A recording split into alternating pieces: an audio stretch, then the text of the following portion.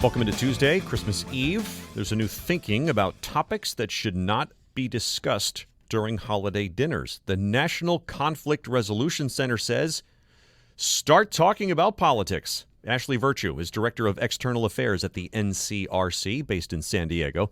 Ashley, explain. We actually think that these are conversations that people should be having, not avoiding, which is what most of us typically do. All right, so explain sort of that counterintuitive thinking, because we normally think, hey, no politics, no religion, at Thanksgiving or Christmas dinners, whatever. Why do you say this should come up?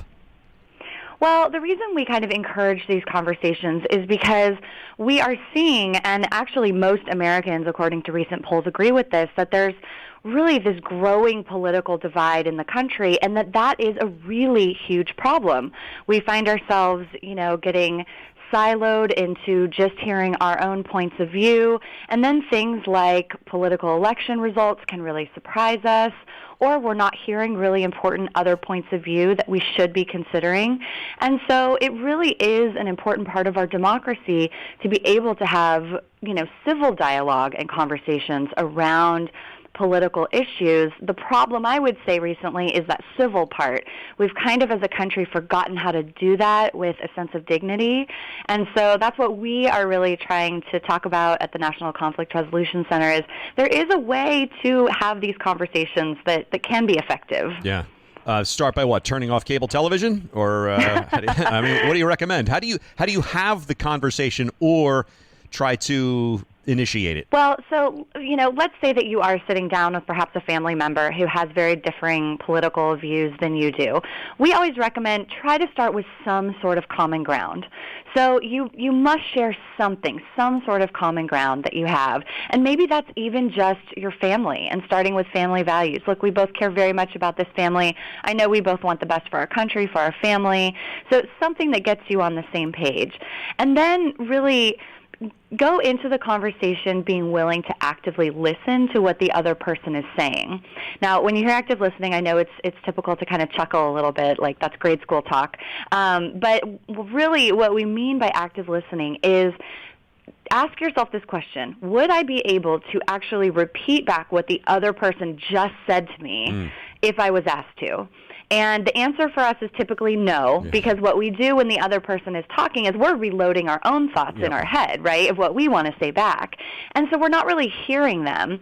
So if we can hear them and even maybe repeat back, okay, I heard you say this, and then have our opportunity to respond, it usually keeps the conversation much, much calmer, and at least there's this feeling of mutual respect that, hey, we're hearing each other. We don't have to agree on everything today, but we are hearing each other. Yeah, we're speaking with Ashley Virtue from the National Conflict Resolution Center. We're talking about political talk at family gatherings, and the NCRC is a believer that you should discuss politics when you're with family.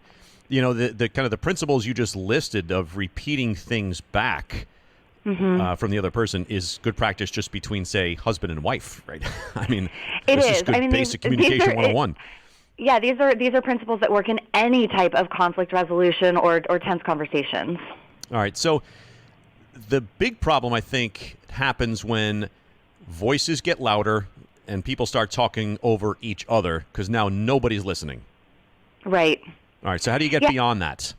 Yeah, and to be frank, the holidays are a really great opportunity for that because there's usually adult beverages involved that can kind of add to some of that. So, if you get to a point in your conversations where you feel like it's fighting, this is not civil dialogue, this is not going anywhere, I think it is okay to stop the conversation. And if you're the one in a particularly heated debate with someone else, I think you can say, you know what? I think this is a really important conversation to have, but I also want to make sure we spend time today focused on, how well the kids are doing or hearing from Janie about her first year in college, kind of something the whole family can share in. And then say, but I want to follow up with you on that so that it's not awkward. It's not like there's been a huge fight that's ended, but really, get the family refocused on each other. And I think it's okay if this whole thing doesn't feel natural. You don't walk in the door thinking, boy, I hope I get into it with people about, these heated political issues today. Right. And I think that's part of the issue is that it's so unnatural for us as a society right now to walk away from conversations where we're disagreeing and feel okay about it, that we almost have to get back into the practice of it so that we can truly have the type of democracy we're meant to have, where we get to debate and share ideas. Thanks, Ashley. Ashley Virtue, Director of External Affairs at the National Conflict Resolution Center.